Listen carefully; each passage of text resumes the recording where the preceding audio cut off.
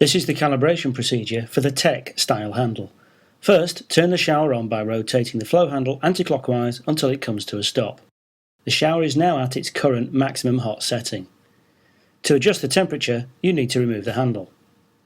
Remove the decorative cap and then unscrew the Phillips screw.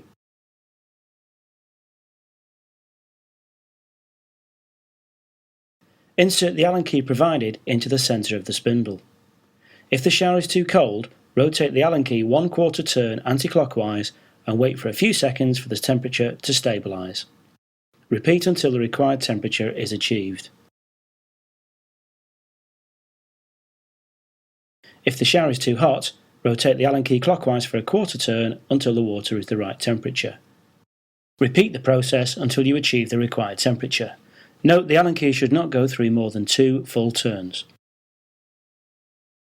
Now remove the Allen key, refit the handle with the Phillips screw and decorative cap and shut the shower off.